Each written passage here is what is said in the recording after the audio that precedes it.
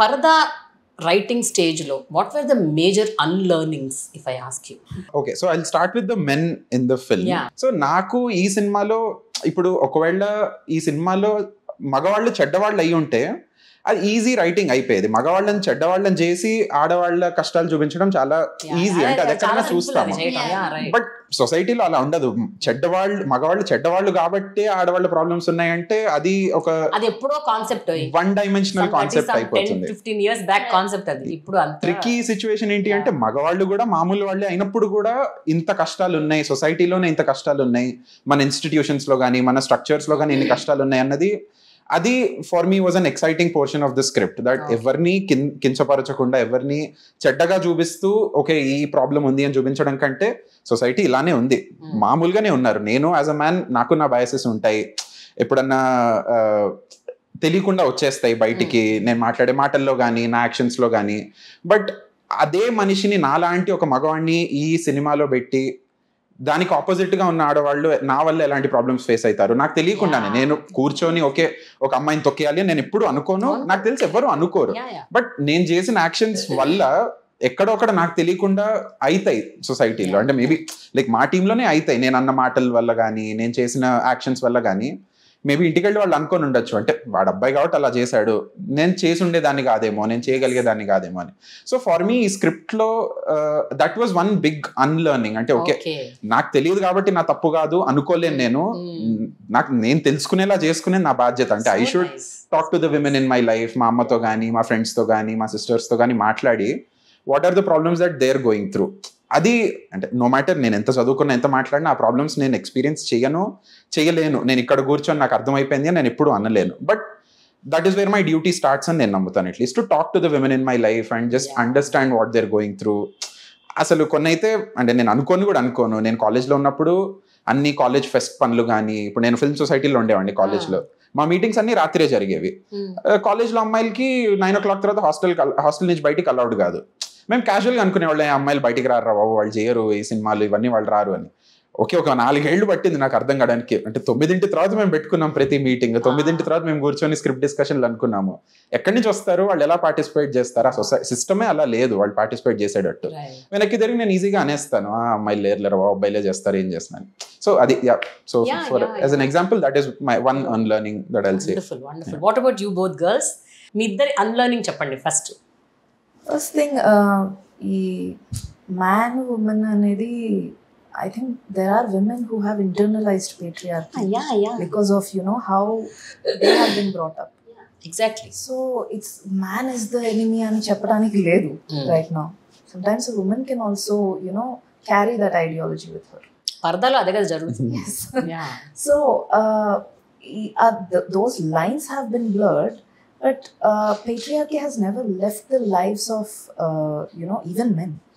In one of the earlier drafts, like much early in the process, Subbu travels with her brother. Okay. So it was not just about Subbu's parada then. It was about the biases and the paradas that he, as a brother, was also carrying within him. So film has gone through many drafts and changes. Now when Ami enters the picture, she is there have been questions about magarayud laga untene manamu munduku ellagalamu. We need to abandon empathy in the process because it sort of becomes a meritocracy vibe eltunnamu, so that I will not empathize with the people who could not make it for whatever reason. So that was a very interesting thread from Ami's character, which I think Prahas and Praveen and I was sitting and breaking our heads on. This Ami, all I had was the character. The how she looks down upon Subbu and how she's a firecracker within herself. There is no doubt. But then, how was she made as such? So then delving deep into Ami gave insights into one's own self. Paradalo, protagonist ని రాయడం easy అండి actually నాకు. No, I was Praveen also was telling the same thing. మాకు సుబ్బు అను సంగీత character కంటే ఆమె character was more complex, developing that character. So Ami's character was an enigma even to the writer. So for that to crack a character like that, we had to go inward and check, because she's not a white character. She's pretty grey within herself. So we had to go dig deep and check within ourselves what biases we carried also. So sometimes some really interesting points came from Prahas, from Praveen, from ADs, Naveen, Ganesh. Okay. So వాళ్ళ దగ్గర నుంచి ఈ points వచ్చినప్పుడు how women also carry the baggage of patriarchy within themselves, and I had to okay, now this is interesting, right? What would I do? What did I do that was grey, that was not really very empathetic to the women in my life? So what could I have done? It's pretty easy to judge, no? When we feel that we are very modern and we are very sophisticated, అది ఒక high ఇస్తుంది కూడా.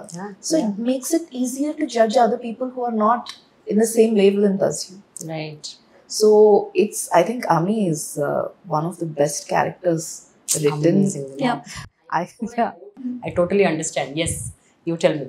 Unlearnings ante actually ఒకటి, like these people said, క్యారెక్టర్స్ని research చేసేటప్పుడు we had to do a lot of unlearnings. అంటే మనకి ఒక విమెన్ పర్స్పెక్టివ్ ఉన్నది అనుకున్నా కూడా are we able to see complete 360-degree picture అన్నవి చెక్ చేసుకోవడం అది అంతా ఉంది.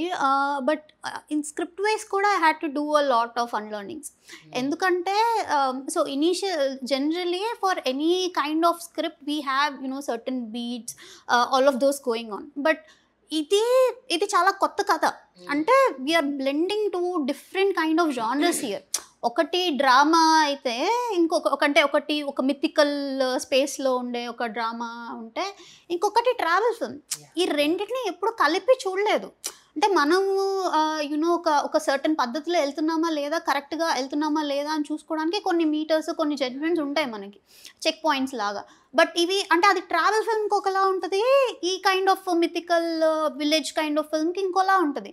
సో అవి రెండు కలిపినప్పుడు how do I do it అన్నది I had to actually unlearn a lot of things and come up with new things which will suit this film.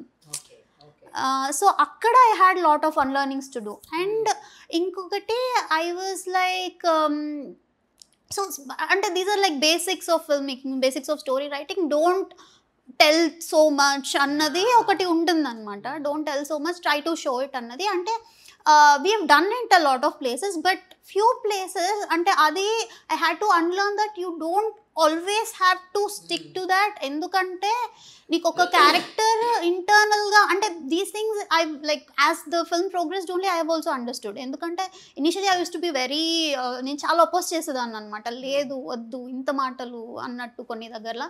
But then ఒక క్యారెక్టర్, ఒక యాక్టర్ దాన్ని ఓన్ చేసుకొని ఈ background అంతా వాళ్ళు observe చేసుకొని వాళ్ళు ఒక లైన్స్లో అది చెప్తున్నప్పుడు then finally when I see it on screen I was convinced. Okay ఇలా కూడా చేయొచ్చు, because now I have the connect with them, I have a deeper connect with them అన్నది. I have kind of unlearn few things and then learn this thing. Okay this also can be done అన్నట్టు అని.